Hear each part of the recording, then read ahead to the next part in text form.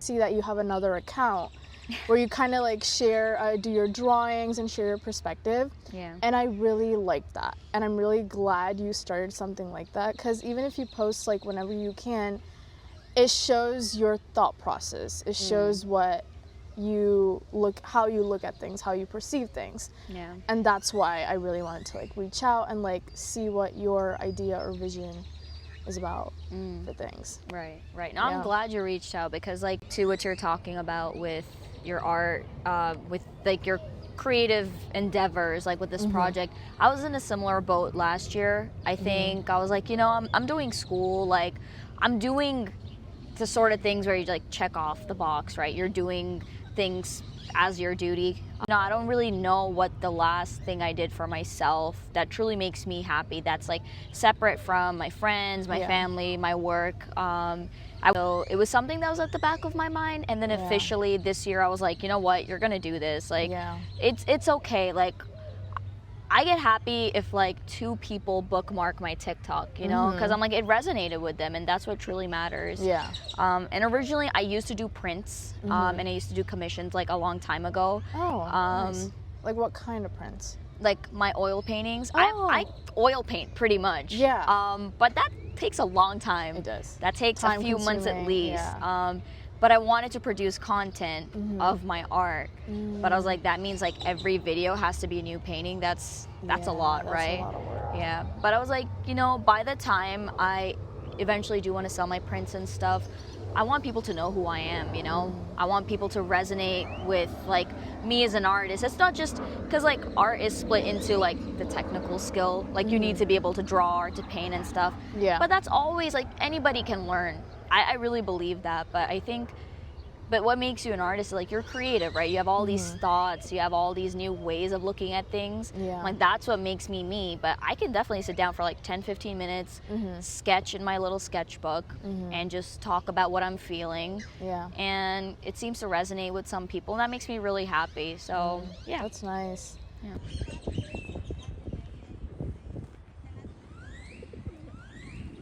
When did you realize like mental health is important and I need to like take care of this? Like I need to like, oh, this is a big deal.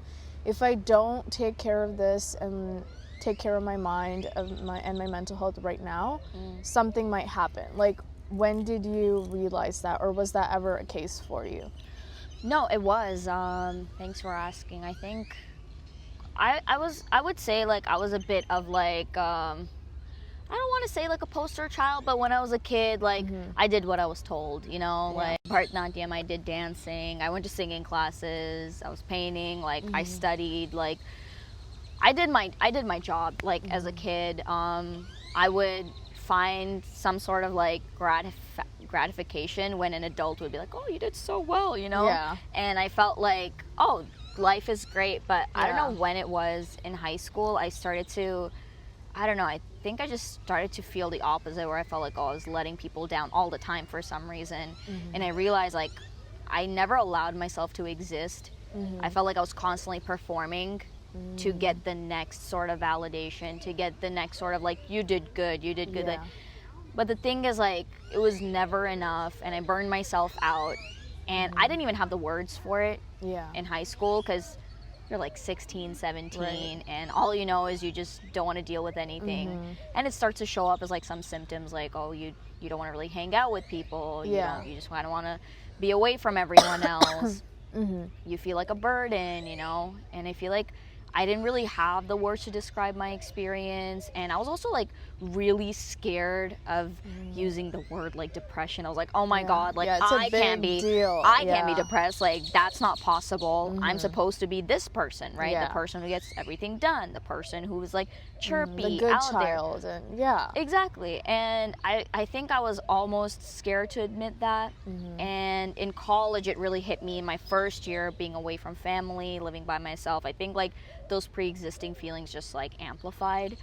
But yeah, I think after going through like a major dip, decided to be more proactive about my health, just address it as an issue to begin with, I was like, listen, like, yeah, you're depressed, like you're gonna have to do something about it. like glad you were able to like like see that through, like, oh, like something's up, like something's going on. I think sometimes we really feel like, oh my God, am I the only person that's feeling this? Like, is everybody okay? Like what's up? Like, what's going on? And you don't even want to like tell it to another person or share it with somebody because you don't know if they can relate.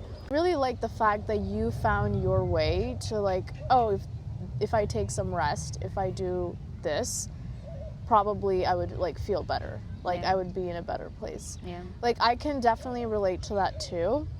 But I think I was constantly also trying to like get that validation. Like, oh, you need to make your parents proud. If you make your parents proud, Then that's you made it. You made it. Yeah. You won everything. You don't need to do anything else. But everything that you do, it just won't be enough. It won't. It won't. No. Like, whatever they say, they won't say like, oh, I am proud of you, or oh yeah, like you did great. They won't definitely say that. They want you to keep going, and they think it's their way of disciplining us. Like when I look back at it now, I'm like, okay, I understand that.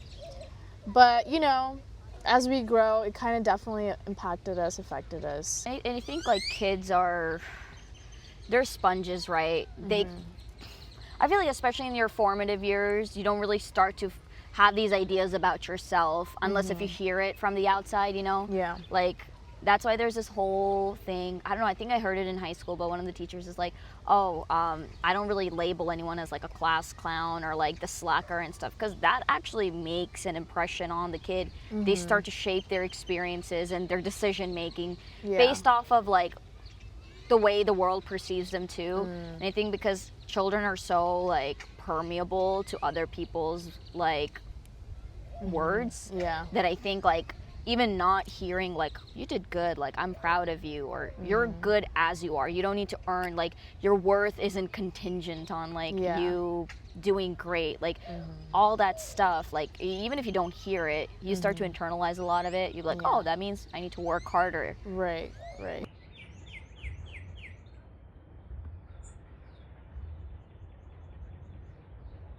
Like, how do you feel now? Like, what has changed over the past years? Or like, how do you, whenever you realize there's a moment like that, how do you tackle it, or how do you face it in your own way?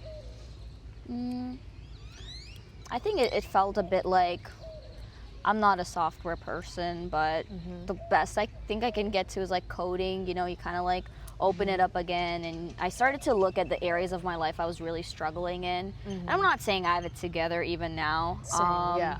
I think like one of the great things is we're always making adjustments. So I think going back into like my belief system, looking at the areas I was struggling in the most, that was where like I didn't have the best thoughts about myself. That was the areas where I was like, yeah, you're really unkind to yourself. And I think I had to like do the opposite, almost retraining your brain to think in a different way. Yeah. Like the whole, if you didn't grow up really being validated, or you grew up not feeling like you could never truly rest until you have achieved something, you're gonna have to want to start doing the opposite thing. You know, you're gonna want to start being like, okay, you're good where you're at. Listen, like all the success, all the things you do is for yourself, not for someone else outside 100%. Of you. And you have to be proud of yourself. And I think going into that mentality of like, oh, how can I start to give myself the things I didn't receive? You know, how can I intentionally create that? Because we're working off of like old software pretty much. So it's definitely not an overnight thing. It's like it takes persistence. Time. Yeah, we're always growing, we're always healing. I think there's always something to learn from another person as well. Yes. Yeah, like every time I meet somebody, there's always something that they said will always be remembered. Like, oh yeah, like they told me that once upon a time, and I still relate to it. I still make sure that this point or this value is added into my like beliefs or my morals. Did you feel like you also had a point where you wanted to take like more ownership of like how you wanted to change your life? I felt like I was forced into it because like there was a point where I just felt like I don't want to talk to anybody. Like, I am done. I was never a person who would speak up or like would say anything. Like, if something happened and even if I wasn't in fault, I would not say anything. I would just stand there and just would like listen to all of it, because I felt like if I said something now, you're gonna be blamed on me regardless. That's what I would think all the time, and so I just wouldn't say anything at all. And it kind of piled up to a point where I was like, this is a lot of stuff I'm carrying. I don't know where to put this. Like, it's a lot for me. Right. So now every time somebody tries to socialize or comes close, I was like, I think I need my space now. And I was just locked up, kind of like in my own zone, in my room, just wouldn't come out. And this was like in 2021.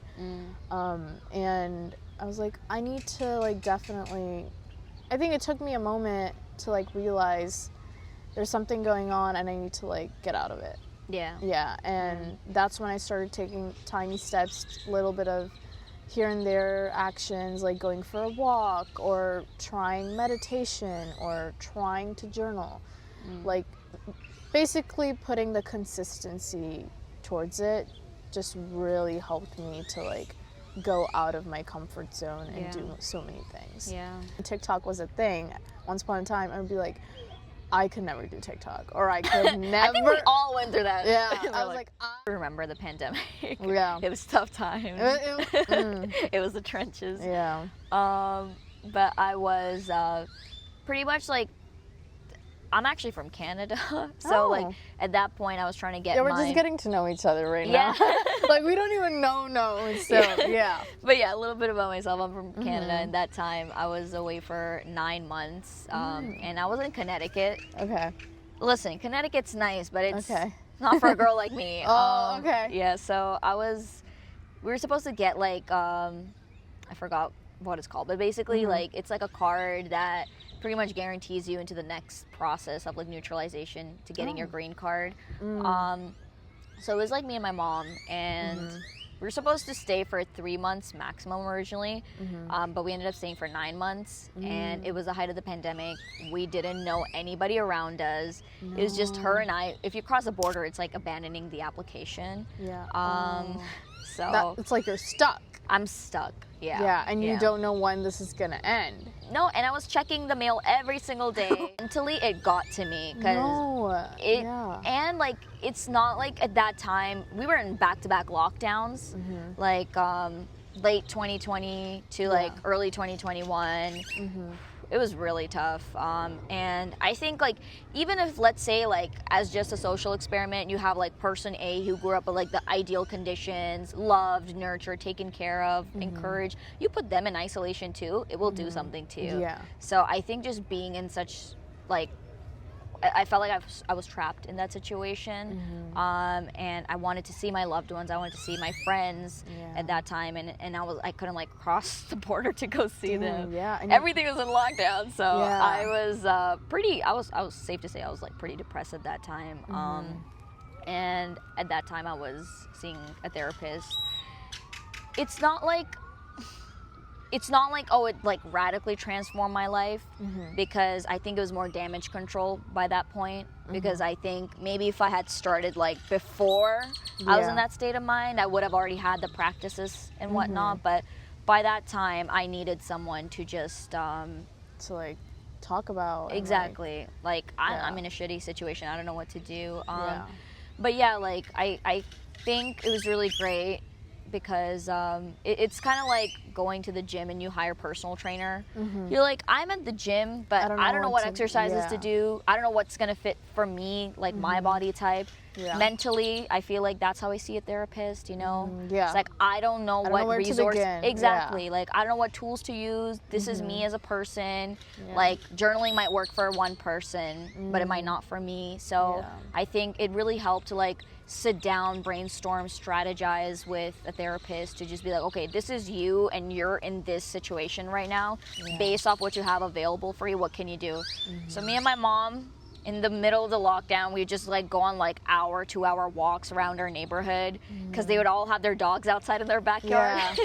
Aw. So just like it would give us something to look forward to. And anytime like, you know, the lockdown would lift a little bit, we'd go to restaurants and make the most of what we had. But I think working with a therapist was definitely helpful in not me like losing my mind eventually. And it really helped. But I won't lie, sometimes I feel like I'm still in the aftermath of all of that. And that was the first time I was on, I actually hated the idea of medication, but I knew at that time, I'm like, I need this to like keep me going. And I'm not, and I'm glad I did that, because you have to watch out for yourself, right? I'm not on meds anymore, but like it was the crutch that I needed at that time to eventually reintegrate myself back into my life. I'm really like glad you did that, and I'm really proud of you for like obviously, and I appreciate you talking about it.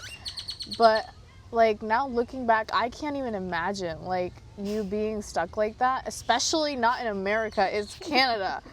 And you also don't know anybody. Like if you at least knew one, or like you could make, I mean, it's hard to make friends when there's a lockdown, but like obviously when you know no one and you also can't leave because you have something that you are looking forward to, it's kind of like a stuck position. And like going through that is like, I definitely can't relate, but I do think there might have been people that could relate, and it is hard. The lockdown was over, like how did you feel? Like when did you feel like, okay, I'm getting back to myself again? Like honestly, so after those 9 months, I got to go back to Canada and then see my loved ones again. And I was under this whole impression for those 9 months. I'm like, listen, when I go back, I'm going to be great. Like, all I need is like time with my loved ones. All I need is to be home. Yeah. It's going to be fine. But to my very, it was offensive, the surprise that like I was worse when I went back. And I don't know what it was, but it almost like it got worse before it got better. Because I think I was like in the survival mentality of, I'm like, okay, like we're on our ninth month, just keep going, hold on tight, you know? But I think like once seeing my loved ones and being home, like I felt like it got worse, because maybe a part of me felt like, oh, I no longer have to fight right now. I just like let myself completely relax.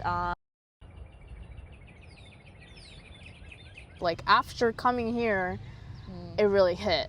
And that's when I was like, that was 2021. So I came back and I started to feel, I don't know. I thought if I come back here, I would just feel, oh, I just don't have to deal with that anymore. But after I came back, it was more like, I just don't even want to see anybody anymore. Right. Yeah, I'm done. Because you're exhausted. I'm exhausted. Like I've dealt with enough. Yeah. Like mentally, like there were people just like on to me like constantly. Like I think it's like a thing, you know how they just talk behind your back, which is fine, which I could just ignore. Yeah. But like you talk so much that it's just not impacting you, but it's impacting your family. It's impacting other people, and you don't want that. I don't like that. I do not like that about our society. Exactly. Like, why do you bring all of this to them, which is also none of your business, and your parents don't even know who to believe. They don't know if they want to believe you or if they want to believe them, and they just never ask. Like, you know, they just come to conclusions. And like, you're like fighting things you didn't even sign up for. Exactly. Yeah. And then I was like, you also get the attention. It's like, oh, she's the girl from America and her parents don't live here. So, you know, it's kind of like that. Yeah. But eventually I was like, I just need to go my own way. And after coming back here, that's when I like took my time, and that's when I really realized, you know what, I might go back to India again. Like at first I was like, I'm never going back to India. Peace. I'm done. But now I'm considering like I could, like, you know, it has nothing to do with the people or that place anymore. It has to do with me. It's my intentions. Yeah, and your boundaries and like what you choose to allow into your life. Yeah, that's it. Like, it's really beautiful you say that, because in a way that's like taking back your power, right? Like, you know, people just can't mess with you. Like, even if you were to be surrounded by the same crowd, you'd be like, okay, back in the day, I used to feel maybe more vulnerable to what other people thought of me and whatnot. But now, like, I think I know how to protect myself a lot Yeah. better. So 100%. yeah. I just feel like we're very special and Yeah. we deserve to be treated. Yeah. And we got to treat ourselves, Yeah. especially when it's our birthday month. And so I Yeah. just go all out. And I think my parents know that now. So every time my birthday's coming, they're like, so when are you leaving town? What's up? What are you doing now? So this year, I really, really love my grandma, Yeah. my dad's side, and well, I love both, but like my dad's side. So I always felt like I was only true, like my truest personality with her growing up, even though I wouldn't like meet her so often. Like every time I see her, I would just be my real self. Right. And now her age is kind of like, you know, declining everything. And like, you know, it would be a nice trip to like see her, spend some time. Like that, she is my only reason for me to go to India right now, and I don't see a better time to do that. I love that. That's so intentional. I love birthdays as well. Like I love my birthday. I love my friends' birthdays. I'm like, you brought a birthday? That's it. That's it. In fact, like I have a dog, so we celebrate her birthday every year too. Aw. Yeah, but Yeah. like it's just a reason to celebrate us being here, you know, Yeah. and the fact that you take the month to just like nourish yourself, right? Just pour back Yeah. into yourself, do the things that make you happy is Yeah. it's very intentional, and I definitely am gonna consider doing that for myself too. No, it's definitely amazing. I would recommend that to every single person. Like it's you. And Yeah. you deserve to like go all out. Somebody else doesn't have to do a surprise for you. I mean, if they do it, amazing. That's like a cherry on top. Exactly. I Yeah. love that, Wow. everything. But you gotta put yourself first, and you gotta celebrate yourself like it's like a holiday kind of thing. Yeah. Yeah. Wow. Yeah. To kind of like wrap it up, what would you tell somebody right now, like from your experiences, from your perspectives, anything, as you're here, living here in Austin right now, sitting here, talking about mental health? Like, I'm so happy about this, but what would you want to share? Like, if I think I would say like you're exactly where you need to be. Sometimes I think we want to like rush the process of like being healed or being in a certain place of your life, but you don't bypass the process of getting to feel better and to, because you're actually in a lot of ways like it's not just about becoming like mentally healthier, it's also about shedding old narratives and like changing as a person, right? So like in the middle of it, it feels like a shitstorm at times, and it's not a bad thing at all. yeah, Really, it's just like part of the process. Doing things that ground you, because like eventually things are gonna work out, you know? Yeah. You're gonna feel better, you're gonna change into a person you can be proud of, you'll get closer to yourself, and it's gonna be beautiful. But I think right now, if things aren't optimal, that's okay. You know, as long as you keep pushing, like you're eventually gonna figure it out. So it's all just part of it. We don't need to have everything down. Like if it wasn't for the journey, you know, like that's what makes us exactly who we are, right? So, yeah. That is very true. I love that. But thank you so much, Thank Akshitha. you. No, this was amazing. I'm so glad. No, I'm gonna like sleep peacefully tonight. I'm gonna celebrate. No, I was really, really looking forward to this. Me too. But yeah, I'm so glad we made this happen. I'm so happy to be here, I'm and glad. no, thank you so much for this time and this conversation. I feel like I learned a lot of things too. No, so. yeah, I felt like we got to know each other a little bit more. Yeah, it was really nice. That was nice. Yeah.